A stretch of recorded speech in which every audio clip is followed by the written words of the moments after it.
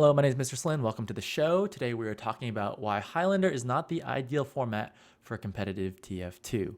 And I had a different topic actually planned for today. I was going to talk about something else, but I want to talk about what you guys want to talk about. And you guys have been posting comments on my videos and putting it on the subreddit for TF2. So I'm like, okay, everyone wants to talk about Highlander. I'm happy to talk about Highlander. And I want to start this discussion by saying that I'm not going to debate what is fun and what's not fun. Like, a lot of people will post on the video and be like, Slim, they have to have Highlander in the game. Highlander is fun. Can't you understand that this game is fun? They should, like, you have to allow all the classes. This is what I'm having fun doing. And to that I have to say there's a difference between fun and competitive. Like, just because you're having fun doesn't make the game competitive. And competition, people who are competitive will play competitive games and they'll have fun doing it because they're competing. But just because something's fun doesn't make it competitive. You could be playing like Minecraft or something. You could be playing like Witcher 3. These games are not competitive. They're just fun. If you want to play a game to have fun, that's one thing. But if you want to play a game to compete, if you want the game to be the ideal format for competitive TF2, then this game should be really good competitively, not just based on fun. Does that make sense? Like, my mom really enjoys playing solitaire.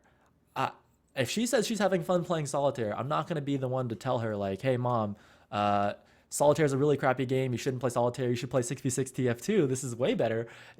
If she's having fun, then more power to her. She's having fun. That's why there's a broad, like a wide variety of games to play out there. If you don't think one game is fun, you're more than welcome to play other games out there. There's League of Legends, there's CS:GO. There's a ton of different games you can play. If you enjoy headshots, play CS:GO. If you like micromanaging armies, then play StarCraft. There's plenty of opportunities for you guys to play other things. I'm not going to be the one to tell you like play this game because it's fun, and you shouldn't tell other people to play games because you think like if you think it's fun, then spread the word about it. But that shouldn't be the justification as to like what format you should be putting for the game. Does that make sense? It's like you should be making the game a competitive game. And what defines a competitive game is a game where you and I are going up against each other and we're trying to win. Okay? It's not about, I mean, having fun is a byproduct of trying to win, but you should be trying and doing everything in your power to give yourself an advantage to try and win. And a lot of you guys will be watching these videos and looking at these topics on the subreddit and on the forums and just being like, well, I want to play Spy because Spy is just a really fun class and I want to have fun. And it's like, great, play Spy, have fun. TF2 is not changing for you. You can still play pubs, you can still have fun, but if you want to compete, if you want to be in a competition, you should be doing what you can to win. It's just a different mentality. So that's how I want to open up the discussion and say that Highlander was founded on this concept that every class needs to be viable. That for some reason every class needs to have an equal opportunity to compete, and that all these classes need to be able to play against each other. And I'm here to tell you that that is not the case. Not every class needs to be viable for you to have a good competition. Uh, League of Legends, for example, has 123 different champions. You're not going to have a 123 on 123 just so everyone can play the champion that they want to play. That's just not how it's going to work. So, what do they do in League of Legends? You have 123 champions, you have a huge pool, and you can choose five. You can choose five champions that you want to have on your team that you think will give your team the best odds, the best chances of winning. And then your team will choose five champions, and then we'll go up against each other and see who's going to win. That's how the game works. Counter-Strike, for example, we both have money, right? You buy weapons that you think are going to give you a chance of winning. I'm going to buy weapons that I think give me a chance of winning, and we're going to go up against each other and see who's going to win. Hearthstone, there's 9 classes. You can bring 3 decks that have to be different classes. You're just going to pick the 3 decks that you think will give you the best odds of winning. That is how you play the game. That is how you compete. That is how this works. So there's going to be more tools that are in the toolbox than you have spaces to have those tools. So yes, like in an ideal world, everything is balanced. And no matter what class I pick and no matter what class you pick, it's going to be even and fair. But in the real world, it's really hard to balance everything. Like in this fantasy world that Highlander players live in, my Spy is equally good as Soldier at fighting against each other. And it's like, no, that's not how it works at all. Like, Soldier is better than Spy right now. And maybe in another world, in another alternate reality, Spy was better than Soldier, but it's not like people created 6v6 and were like, Yes, we hate pyro players. We only want scout, soldier, demo man, and medic to be the good classes. It's like, no, that's not how that works at all. It just so happens to be that those four classes are the best four classes that you could possibly put on your team. It's all these League of Legends players are getting upset that, you know, like Dr. Mundo's not good this month, and then, you know, every patch changes, and sometimes Dr. Mundo's good, sometimes Dr. Mundo's bad. That's just how it goes. The developers are trying the best to balance the game and make it even, but it's not going to be perfectly even. There's always going to be one class or weapon or whatever that's just slightly better than the other one. And if that's the case, you should choose the one that is slightly better because that will give you better odds of winning. Now, if it's a game like Super Smash Bros. Melee and I'm just so much better at Fox than I am at Falco, and they're relatively even, then I'll probably pick Fox because I'm well practiced and I'm well versed in the language of Fox. I'm way better at playing Fox. That might make sense. And in that sense, all the classes would ideally be viable, at least close enough together where you could pick the class that you wanted to play. But in the reality of the situation is that, like, the way that the game is designed, look at the way that TF2 is designed. I don't see very many ways that Spy is going to be able to beat Scout in a one-on-one. I think just the way that the classes are designed, they fit certain situations. It's just like in Counter-Strike. Like, you could ideally run around with shotguns all the time, but at long range, shotgun is just going to get outclassed. That is the design of the game. Shotgun is good at close range, but it's not very good at long range. So, and that is why rifles are so good in Counter-Strike, is because they are well-rounded. They give you the best options across a wide variety of situations. That is why people prefer to use the AK over the Nova. Even if these two things were equal in power levels. Okay, so let's say you were the best developer in the world, and you've made these two things just exactly equal in power. You're gonna choose one thing over the other based on utility. So I gave the example of rifles and Counter-Strike, but let's use a TF2 example. Let's say it was Kritzkrieg versus Quick Fix. The Kritzkrieg gives you more damage, but the Quick Fix gives you more mobility. The mobility is gonna allow you to dodge that damage, so the mobility trumps the damage. Even if these two things were exactly equal in power, I'm gonna choose the Quick Fix. That's just how it works. So I think people realize this on a larger scale. That's why certain people favor certain loadouts. That's why they favor certain weapons. That's why they favor, you know, certain classes. But ultimately, not everything is going to be balanced. Not everything is going to be perfectly viable. And that's just something you have to accept when you're competing in video games. So with that, I'm going to bring you to my second point, which is that you should not be forced to run specific team compositions like they force you to do in Highlander. In 6v6, they don't say you need to have 2 scouts, 2 soldiers, a demo man, and a medic. That's just, they limit the overpowered classes to 1, but they give you the freedom to say, if you want to run a pyro, you can run a pyro. That is your option. That's the strategy that you want to run, go for it. Whereas in Highlander, it's so rigid. It's just locked. You have to run one of each class. And I don't agree with that. I think that limiting player options like that takes away a huge part of the game. It takes away the strategy of the game. If you look at League of Legends and Dota 2, these are 2 games. If you watch any of the casts for those competitive games, so much of those casts are focused on the pick ban phase, because the pick ban phase, actually, you can win or lose a game based on what champions you choose. Just right off the bat, just the way that you compose your team can lose right there before you even hop into the server. And so that is interesting to me. That's the strategy. That is what you're going for. That is, I'm going to try my strategy against your strategy. That's what gives the game depth and makes it interesting. It would be much less interesting if it was like, yeah, you have to run these exact 5 champions, and I'm going to run these exact 5 also champions. We're just going to run a mirror match, and we're just going to mirror match over and over again. Because every time you have mirror matches, it's not as interesting. Imagine if you boiled TF2 down to a one-on-one scenario, okay? It was just, I have to play soldier and you have to play soldier. I have to use the rocket launcher and you have to use the rocket launcher. If that's the case, there's less strategy in the game now. It just becomes a competition of mechanics. Who's got better mechanics? It's just like, okay, if I can click you better than you can click me, then I'm gonna win. It would, imagine like basketball, okay? And you split the court in half, and it's Kobe Bryant versus LeBron James, and the objective is to see who can hit a higher percentage of free throws. So I'm going to shoot 100 free throws, and you shoot 103 free throws, and we're going to see who's going to win. This is going to be fun. This is exciting. This is what basketball is supposed to be. No, it's not. You're removing the strategy from the game. You need to give people enough options to do what they want and make the game fun, right?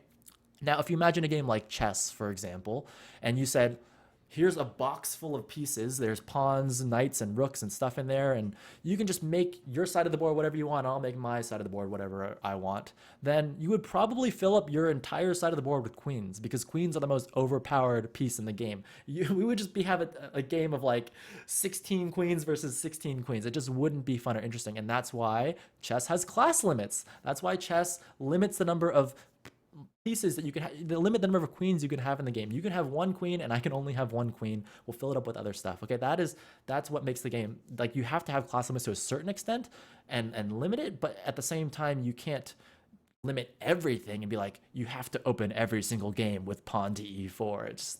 That just makes it less interesting, right? You should give people the freedom to have their own team compositions, to run whatever they want that will give them the best odds of winning, and let the players figure it out. That's fun. I think of World of Warcraft, where yes, not all of the classes were exactly even all the time, but you could run different team strategies. You could run different compositions. Now they had, I guess I don't even know how many classes they have in World of Warcraft anymore, like 11 or something. But the primary format for WoW arenas was 3v3.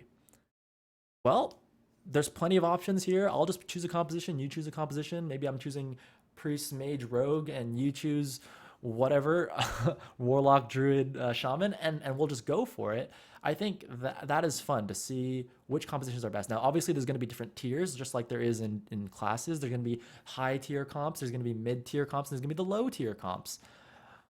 That's just how the game's that's just how the game's going to happen. And I think that you need to give players options to have different strategies. Look at Hearthstone. There's aggro decks and there's control decks. There shouldn't be anyone out there being like, yeah, aggro deck is the only way to play the game. I think having different options makes it interesting and fun. So where if I can run an aggro deck that's really strong in the early game, but if the game goes too long, then I'll lose because it loses power and later on in the game. And you choose a control deck that is really good and well-rounded across the entire game, but you have a weaker early game, then I have an opportunity using my aggro deck to crush you using the control game. But if you can actually survive the early game, you'll win the game. I think that is fun. I think that's interesting. Um, yeah. So if we accept the fact that not all the classes need to be perfectly even, and if we accept the fact that players should have options to develop their own strategies, then the question becomes what is the right number of players that you should have in a TF2 server for competition? And I'm going to take two extremes here. I'm going to say this is a 1v1 is one option, and on the other side I'm going to go 16 on 16. We're going to have a 32-man server. So what would be better for TF2? A 1v1 or a 16 on 16? Let's just think about that for a second. In a 1v1, I think I've already talked about how it reduces the game too much. It boils it down. It makes it too simplistic. So you're just like, if it was one-on-one, you would start by choosing the best class. And obviously Spy is not the best one-on-one class. The two best classes in the game for one-on-one right now is Scout and Soldier. I think Scout's a little bit better. Then everyone's just going to pick Scout and Soldier, and it's just going to come down to mechanics, right? Who's got the better mechanics? And I think that's not that interesting, as we already. Let's go to the other end, 16 on 16. Tons of classes, infinite numbers of team compositions that you could have. Is that interesting? Is that fun? Well, not quite, actually. It's just a little bit too overloaded. If you can imagine the ways that the maps are designed for Team Fortress, each control point, between control points, you have a number of chokes, right? It's never going to be one choke point because that's just too few. It just becomes too choky. So they have usually anywhere between 3 and 5 choke points between one zone and the next zone. So let's just take the middle number. Let's just call it 4. So if there were 4 choke points and I had a team of 16, the logical thing to do if I wanted to cover all the doorways would be to assign 4 players to each doorway, right? So 4 players on door 1, 4 players on door 2, 4 on 3, and 4. Does that make sense? And you would likely do the same thing. You would probably put 4 of your players on door 1, 2, 3, and 4. And if that's the case, you have 8 players spamming the crap out of one choke point. How is anyone going to make any progress? Like, how can anyone push? It slows the game down. And this is actually how the game was designed. Like the game, I think the game was ideally designed for like a 12 on 12, right? Like a 24-man server. So maybe if you had 4 choke points, it's like 3 players to each choke point. I think it was uh it's the right idea for a casual game, which is what TF2 is designed to be. It's designed for people to if you can imagine that if it was one-on-one, it wouldn't be a very casual game at all. That's why Quake Live was so hardcore, is that because so much of it came down to how good I am as an individual player. But the more players that you have on the field, the less your individual skill matters. It's if you look at games like Battlefield, it's 50 on 50 or whatever. My impact on the game is going to be significantly less than if it was 2 on 2. So I think having too many players, like if it was 1,000 on 1,000, would be not interesting. And if you had too few players, it would be too simplistic. And you need to have a good balance. Also, certain classes that make the game interesting, like medic, are simply not good in one-on-one scenarios. But a medic really excels the more players you have on the team, to the point where it actually does make it viable to run a medic once you have a certain number of players on your team. And it actually does make sense. I think medic starts being really good at about 3 on 3, or maybe 4 on 4. 4 on 4, you definitely run a medic. So now you kind of have to start figuring out, like, why is it that Highlander runs 18 players in a server?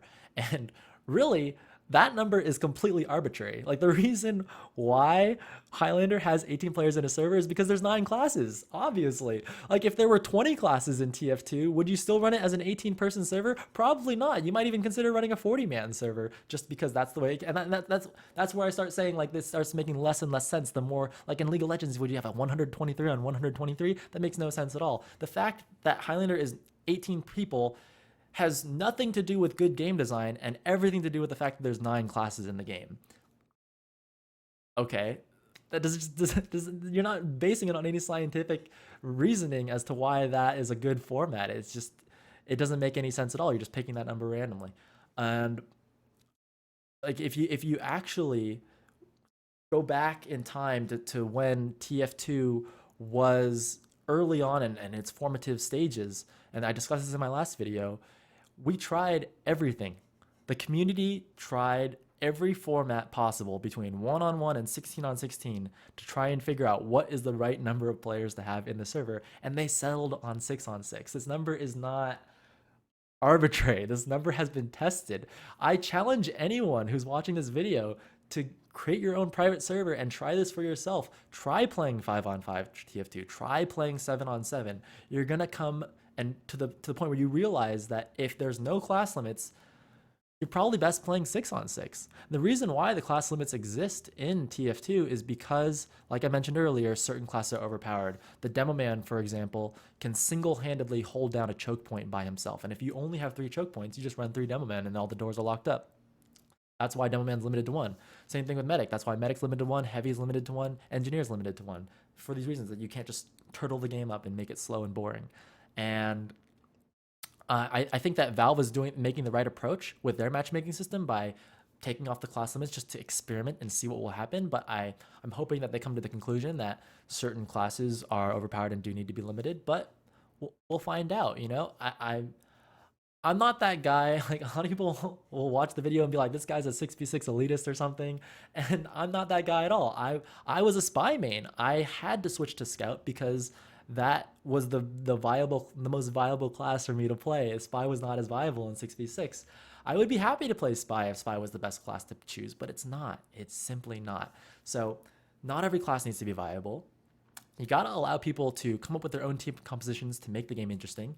And you need to pick a number of players in the server that can be not just good for the game, which I'm discussing in this video, but as I discussed in the last video, you need to pick a format that is good for the scene as an esport. That is why I discussed the logistics of it, because not only is the game fun for the players, but it's easier to spectate. The less players that are in the server, the easier it is to see what's going on. The less money that the esports organizations need to spend in order to support these organizations, to fly them out to lands, to have these tournaments, to host these events.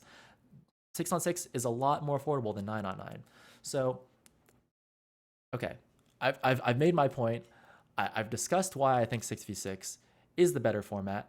But some of you guys will watch this video and you'll still think to yourselves, well, SLIN, maybe 6-on-6 is a better esport format, but I still think that Highlander needs to exist because it is the bridge between competitive and the pub community. I think that without Highlander, players will be lost. They'll just forget about TF2. TF2 just won't be fun for them anymore, and they're just gonna all quit in droves. Everyone's just gonna leave because they don't want to play 6-on-6. It's just they don't get to play the class that they want to play. We need to have a format that exists where everyone can play their favorite class.